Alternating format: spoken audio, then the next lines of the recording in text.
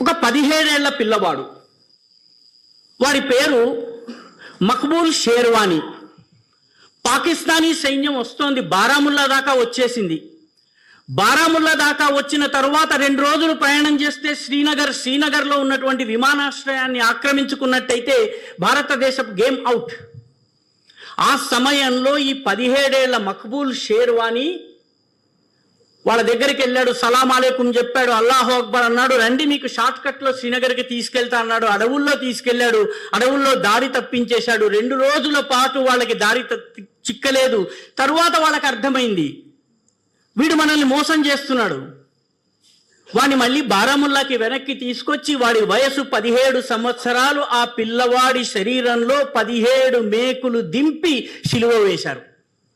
మక్బూల్ షేర్వానీ ఇంటిని ధ్వంసం చేసేందుకు ఉగ్రవాదులు ప్రయత్నించారు. ఎందుకంటే ఆ ఇల్లు చూస్తే దేశభక్తి మేల్కుంటుంది. బ్రిగేడియర్ ఉస్మాన్కి మహమ్మద్ అలీ జిన్నా ఫోన్ చేసి అడుగుతాడు, నువ్వు వచ్చేసే నిన్ను మిలిటరీ జనరల్గా చేస్తాను పాకిస్తాన్ ఆర్మీకి. బ్రిగేడియర్ ఉస్మాన్ అంటాడు, నేను భారతదేశంలో పుట్టాను, భారతదేశం కోసం పోరాడతాను.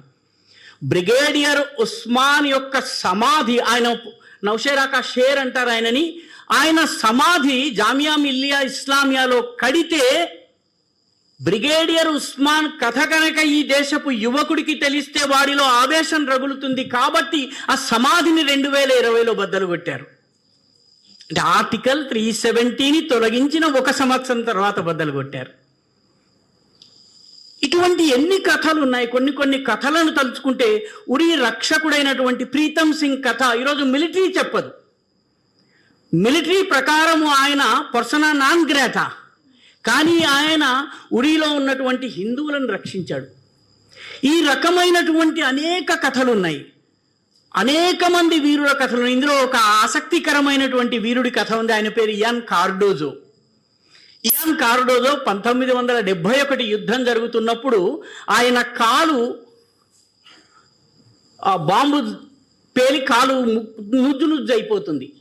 అయిపోయిన తర్వాత ఆయనని తీసుకొచ్చి ఆపరేషన్ చేసేందుకు యుద్ధ భూమిలో ఒక పక్క యుద్ధం జరుగుతుంటే ఆపరేషన్ చేసేటటువంటి ఒక చోటకి తీసుకొచ్చారు. అక్కడ బందీగా ఉన్నటువంటి పాకిస్తాన్ల రక్తం తీసేందుకు ప్రయత్నం చేస్తున్నారు.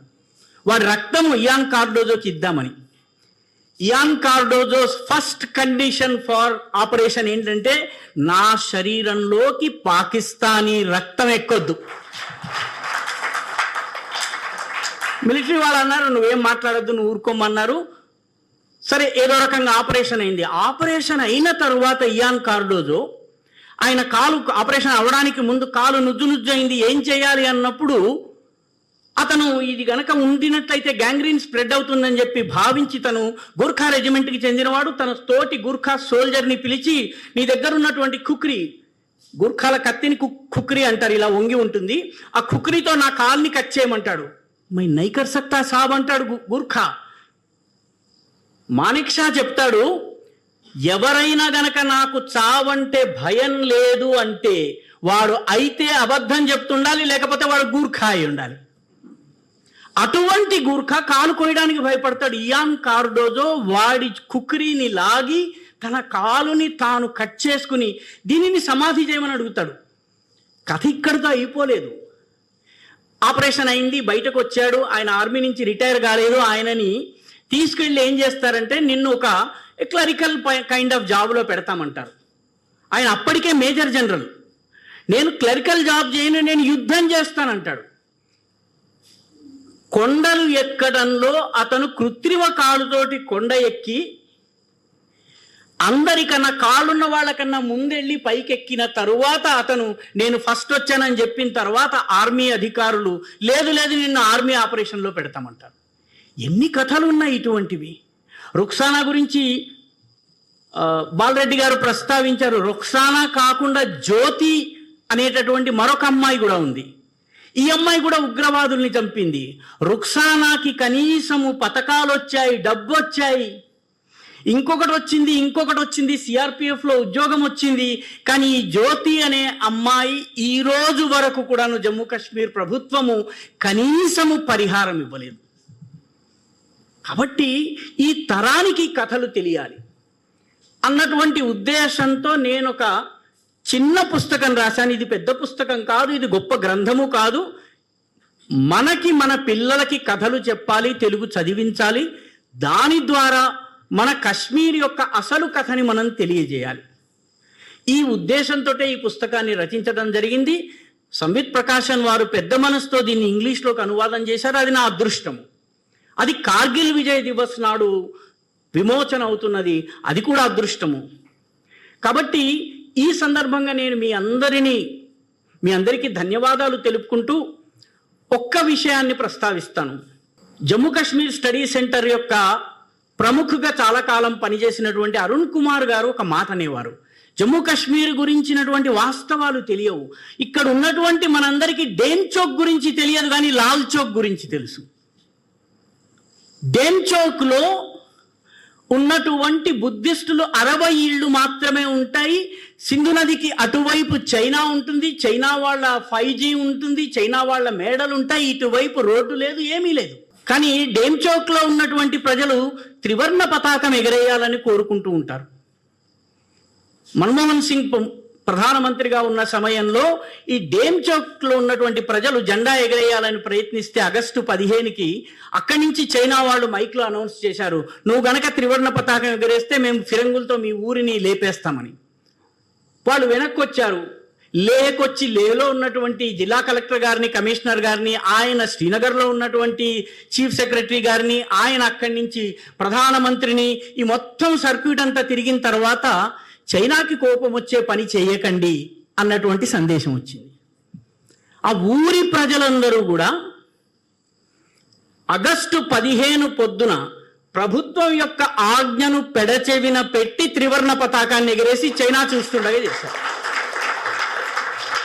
దురదృష్టవశాత్తు మీడియా కావచ్చునో లేకపోతే ఈ కన్వెన్షనల్ నెరేటివ్ లో లాల్ చౌక్ గురించి వస్తుంది, డేమ్ చౌక్ గురించి రాదు. కాబట్టి ఈ కథలు తెలియవలసినటువంటి అవసరం ఉన్నది. వీటిని చెప్పేటటువంటి చిరు ప్రయత్నం ఇది. ఈ పుస్తకము ఎక్కువ మందికి వెళ్తుందని నేను ఆశిస్తున్నాను. 17 ఏళ్ల పిల్లవాడు సోమనాథ్ చటర్జీ యొక్క వదిన గారు మొట్టమొదటి పరమవీర చక్ర ఎలా ఉండాలి, పరమవీర చక్ర మన అవార్డు ఇవ్వాలి అన్నప్పుడు భారత మిలిటరీ పరమవీర చక్ర ఎలా తయారు చేయాలి అని చెప్పి ఆలోచిస్తున్నప్పుడు మిలిటరీలో చర్చ జరుగుతూ ఉంటే ఒక మిలిటరీ సోల్జర్ యొక్క వైఫ్, ఫిన్లాండ్కో నార్వేకో చెందినటువంటి మహిళ, ఆమె వచ్చి భారతీయ మహిళగా మారి ఆమె పరమవీర చక్ర యొక్క డిజైన్ తయారు చేస్తుంది వజ్రాయుధాలతో. ఆమె పేరు సావిత్రిబాయి ఖానోలికర్. సావిత్రిబాయి ఖానోలికర్ తయారు చేసినటువంటి పరమవీర చక్రను మొట్టమొదట అందుకున్నది ఆమె బావమరిదైనటువంటి మేజర్ సోమనాథ్ శర్మ. కాబట్టి ఇటువంటి అద్భుతమైనటువంటి కథలున్నాయి. కశ్మీర్ యొక్క అణువణువు కోసం పోరాడినటువంటి భారత సింహాల కథలున్నాయి. కాబట్టి వీటిని మనం తెలుసుకోవాలి. రామ్మాధవ్ గారు ఒక కవితలో చెప్తారు, పత్రదళములు, పుష్పమాలలు, పుణ్యజల అభిషేక కర్మలు, చందనము కర్పూర హారతి తృప్తినీయవు మాతృమూర్తికి. ఈ భారత మాతకు పత్రదళములు, పుష్పమాలలు, పుణ్యజల అభిషేక కర్మలు, చందనము కర్పూర హారతి తృప్తినీయవు మాతృమూర్తికి. సింహ విక్రములై చరించడు లక్షలాదిగా యువ కిశోరుల కర్మమయ జీవనము నెగసడు తపోజ్వాలల హారతీయము. హారతే గనక ఇవ్వాలన్నట్టయితే యువకుల యొక్క వెచ్చని నెత్తురుతో దీపాన్ని వెలిగించి వాళ్ళ కర్మమయ జీవితంతో దేశం కోసం హారతిని ఇప్పించాలన్నారు.